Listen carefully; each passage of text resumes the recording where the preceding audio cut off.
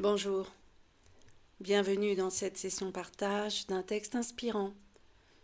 Piochez aujourd'hui dans Découvrir l'illimité de Jiddu Krishnamurti. Question à Jiddu. Pourquoi insistez-vous tant sur la connaissance de soi? Nous savons très bien ce que nous sommes. Réponse de Jiddu Krishnamurti. Je me demande si nous savons vraiment ce que nous sommes. Nous sommes, très certainement, tout ce que l'on nous a appris. Nous sommes la totalité de notre passé. Nous sommes un paquet de souvenirs, n'est-ce pas? Quand vous dites « j'appartiens à Dieu » ou « le moi est éternel », etc., tout cela fait partie de votre parcours, de votre conditionnement.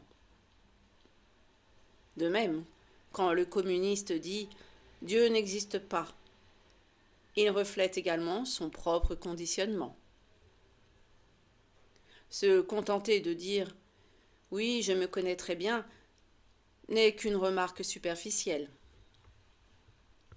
Mais comprendre, faire véritablement l'expérience du fait que tout votre être n'est qu'un paquet de souvenirs, que toute votre pensée, toutes vos réactions ne sont que mécaniques, ce n'est pas facile du tout. Cela signifie être conscient, non seulement des modes de fonctionnement de l'esprit conscient, mais aussi du résidu inconscient, des empreintes raciales, des souvenirs, de ce que nous avons appris. Cela signifie découvrir le champ de l'esprit dans sa totalité, le cacher autant que le visible, et c'est extrêmement ardu. Et si mon esprit n'est que le résidu du passé, s'il n'est qu'un paquet de souvenirs, de perceptions, façonnés par une prétendue éducation et par d'autres influences, y a-t-il alors une partie de moi qui ne soit pas tout cela? Car si je ne suis qu'une machine à répéter, ce que nous sommes pour la plupart d'entre nous, qui répète ce que j'ai appris, accumulé, qui transmet ce que l'on m'a dit, alors toute pensée qui naît de ce domaine conditionné ne peut, de toute évidence, que mener à plus de conditionnement, de malheur et de limitation. Connaissance et limitation. L'esprit peut-il alors être conscient de son conditionnement? Peut-il se dépasser lui-même? Tel est le problème. Se contenter d'affirmer qu'il le peut ou non serait idiot. De toute évidence, l'intégralité de l'esprit est conditionnée. Nous sommes tous conditionnés par la tradition, la famille, l'expérience, par le processus du temps. Si vous croyez en Dieu, cette croyance est le fruit d'un conditionnement particulier, tout comme la non-croyance de l'homme qui dit ne pas croire en Dieu. La croyance ou la non-croyance ont donc très peu d'importance. Ce qui importe, c'est de comprendre le champ de la pensée dans son ensemble et de voir si l'esprit peut aller au-delà.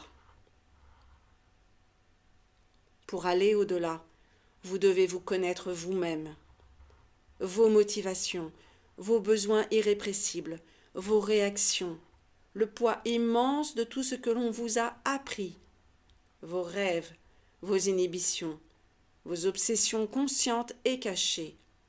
Vous devez les connaître dans leur totalité.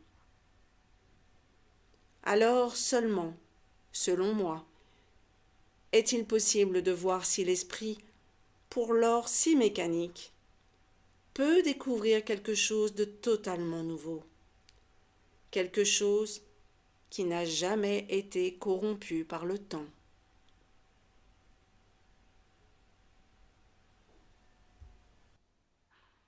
Bien voilà, découvrir l'illimité, voilà bien à quoi nous insiste cette magnifique réponse de Jiddu. l'illimité, l'autre nom pour immortalité. L'illimité n'est-elle pas la véritable nature, destinée humaine? C'est en raison de son ignorance, crasse, errance, que l'homme se détourne de sa véritable nature. Il se fourvoie dans les plaisirs terrestres,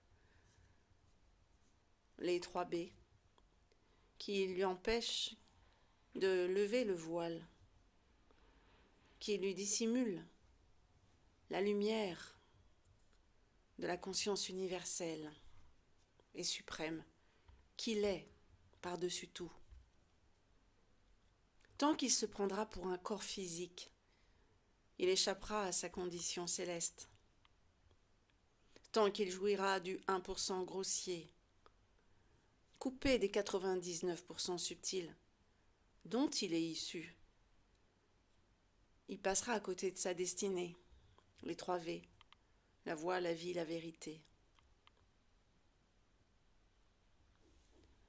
Découvrir l'illimité, c'est découvrir la substance immatérielle, source de toute chose, qui, éperdue de son infinitude, a créé le monde illusoire, le monde phénoménal des corps, des objets, de l'espace, du temps. La Maya, Prakriti, si vous préférez, la nature.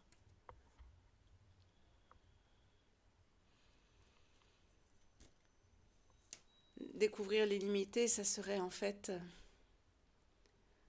le juste retour de l'enfant prodigue vers la source.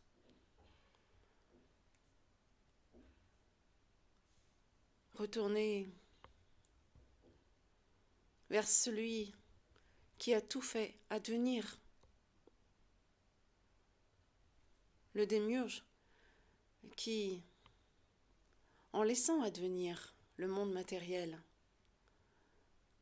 offre à tout organisme vivant, à tout organisme porteur de vie plus précisément, la possibilité d'accéder à cet infini d'où il vient. Donc découvrir l'illimité, c'est utiliser la conscience individuelle qui est nôtre pour revenir, pour découvrir la conscience universelle.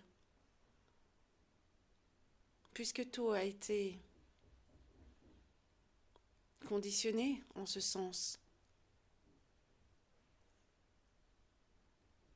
La conscience universelle, la conscience suprême, la conscience une, attend le retour de son enfant prodigue.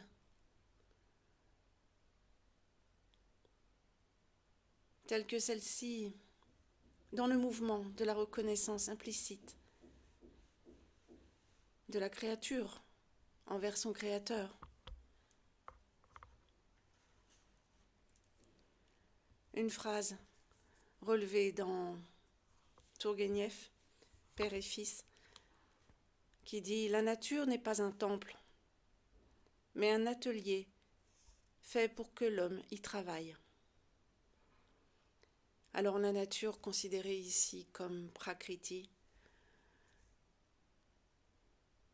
le pendant de Purusha, Purusha étant le suprême, l'illimité. Ce pourquoi nous sommes venus ici, c'est retourner vers l'illimité, redécouvrir,